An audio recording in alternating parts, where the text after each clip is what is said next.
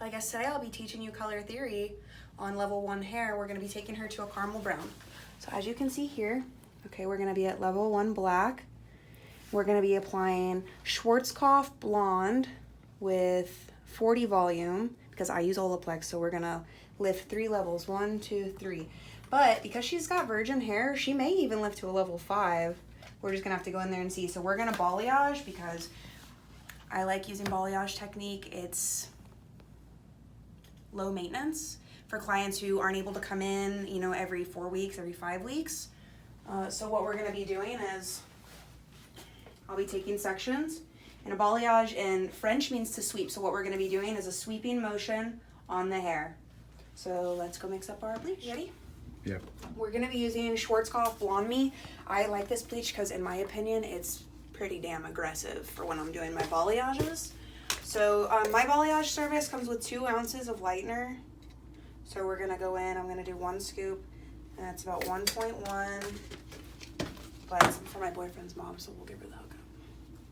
Alright, so we're going to do a little bit of olaplex. You don't need much, okay? They redid their formula. You don't have to bump up your developers or anything like that. But because I am working on level 1 black hair, I am going to go ahead and go in with 40 volume, especially on that virgin hair. So for my ratio, I like to do 1 ounce of bleach to 2 ounces of developer. But it's really personal preference. You want it about the consistency of cake batter. But I like to have mine even just a little more runnier than that, just in case I'm taking thicker sections. So I'm going to go ahead and make a section right behind her ear. Just go ahead and get this out of the way.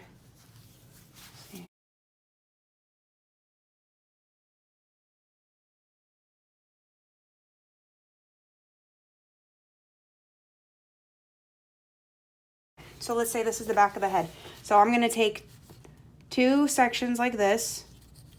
And then I'm going to take another section here. Then I'm going to take 2 more sections like this. Then another section here. That is the simplest way, my friends, that you can ever do a balayage. Get maximum lift, minimum effort. So clean partings are very important. So you see I just took a nice little line right there. So because her hair is so dark, it's supposed to be like rule of thumb that you don't balayage on hair underneath a level 7, but I don't think that's fair. So what I like to do is backcomb these sections like this. I'm sure you've seen this technique before, because that way when I go to comb all this out, it's going to blend. There won't be any lines. Okay, so I'm not going to go in with too much, just a little bit. And we're going to start down here on this lowest little piece. I'm going to go in with my brush. Vertical? Yeah, vertical. Okay, so I'm going to do downward strokes on this bottom section. As we work towards the top, I'm going to do upward.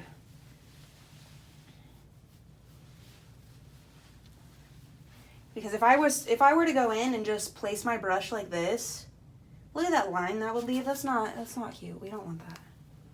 So we're going to go back in here. We're going to go down, and then to blend, we're going to go up.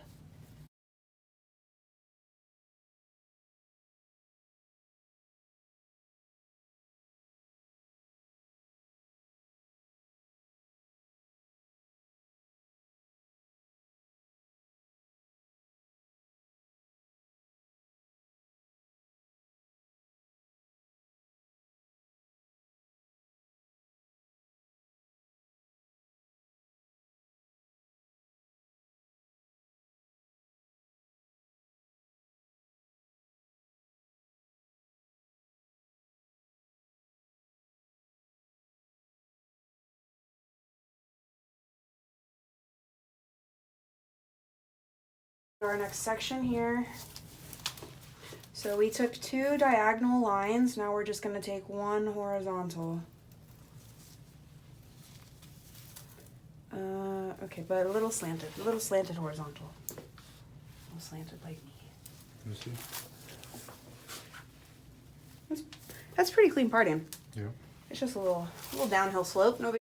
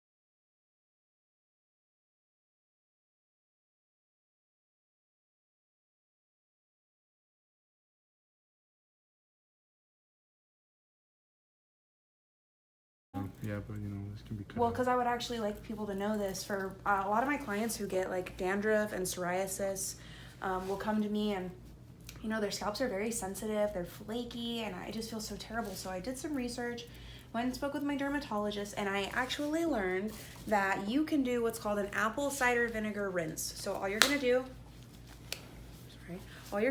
is put your head in the sink, you'll shampoo, and then you go in with the apple cider vinegar, and you're just gonna let it run and rinse over your scalp. You'll wanna use probably a good whole size bottle. And then, you know, yeah, it smells funky, but it'll reset the pH of your scalp. And that's really what you're wanting to do, because most of the time, you know, dandruff is caused by a fungus. So you want to get in there and try and kind of kill the fungus. Does that make sense? Back combing. Hope she doesn't have a tender head, because that's gonna suck when we brush it out. Okay, going down on the bottom quad, and then I'm gonna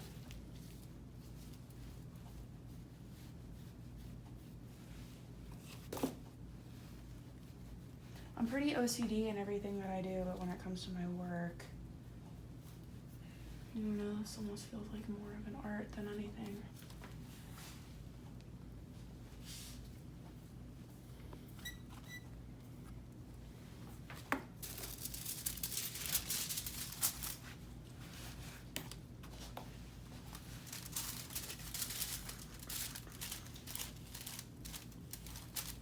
If you have any questions during the process, ask me.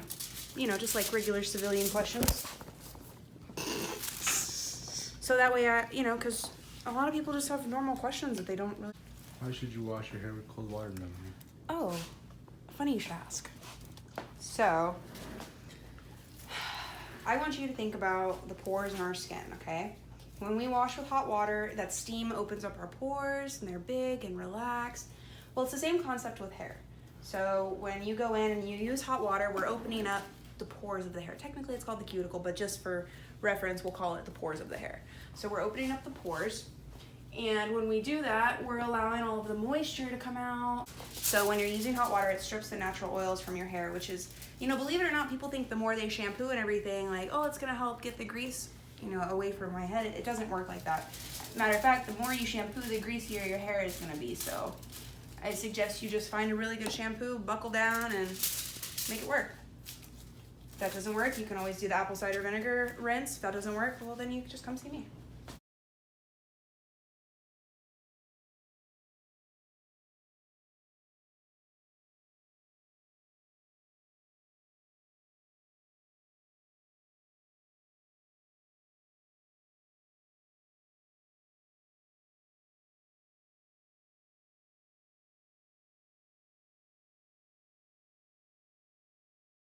All right, so with these front sections, I'm gonna be taking diagonal like this. For most clients, I like to take out a whole face framing section like this, but that's for my girls who are about a level 7 and above. But we'll probably still keep this out for her and go in and face frame. So let's just get this out of the way for a second. So I'll usually take out about a section like this, and what I would do is go in on the hairline like this, real tight, and I would do what's called a baby light. So you can tell, look at that, but you can see here, this is a really tiny, it'd be what's like a baby highlight. So I would go in and I would do little sections like that, back to back, and that's how we get the money piece.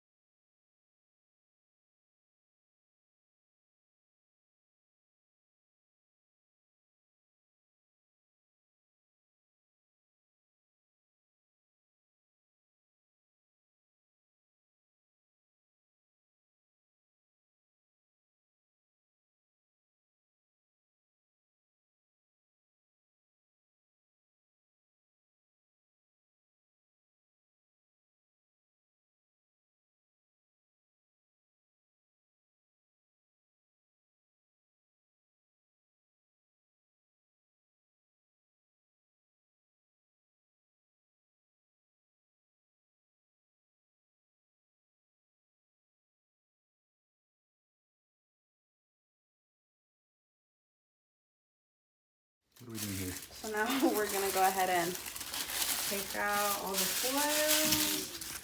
Her hair, as you can see, lifted very well. Oh yeah. For some level 1 black hair. And we got really light.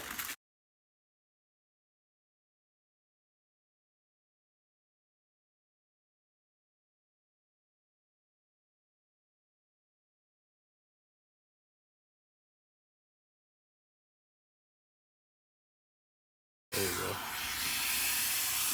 Alright, so we use cold water because, like the pores on our face, our hair technically has pores too that we call cuticles. So when we are using hot water, we're opening up the pores or cuticles of the hair, which allows all the color to slide out. It's also stripping our natural oils from our hair. What are you putting on her hair? So I'm just putting in some shampoo right now. And I'm also gonna go in to kind of use that to break up some of the tangles.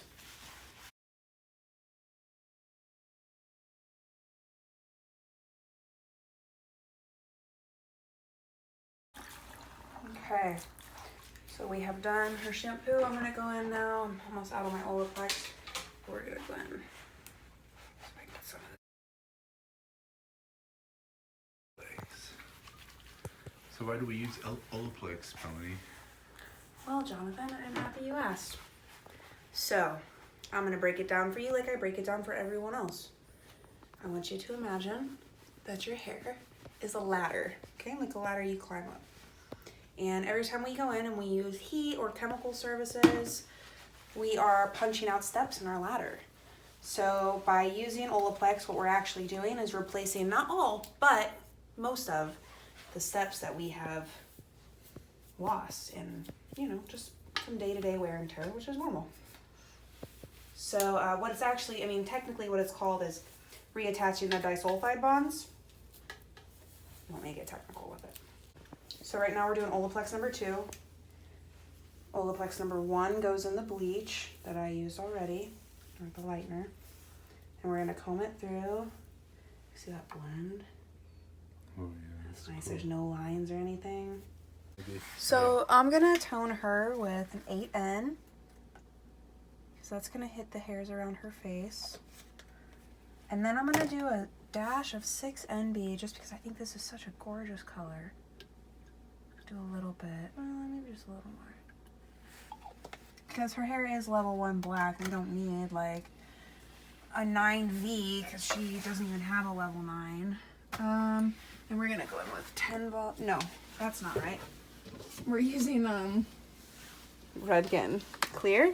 Okay, so we have our 1 ounce of color, and then we're gonna do 1 ounce of clear. So now we have 2 ounces, so then we're gonna go in with 2 ounces of processing solution.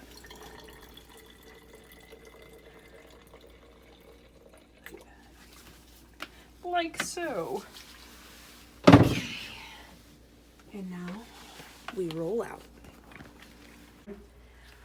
You can apply your Shades EQ directly to the sopping wet hair if you want, if you're afraid that the color's gonna take too fast or whatever. But I am not scared of anything. So we're gonna go in and we're gonna actually towel dry the hair first. I'm just gonna a little bit of back on it. Because I really want her toner to stick and I want it to stay as long as possible. That way when she washes with hot water, because let's be honest, not everyone's gonna stick with their cold water regimen at home. I wanna make sure that it's not gonna fade super brassy on her, and I wanna make sure that it's still gonna be pretty.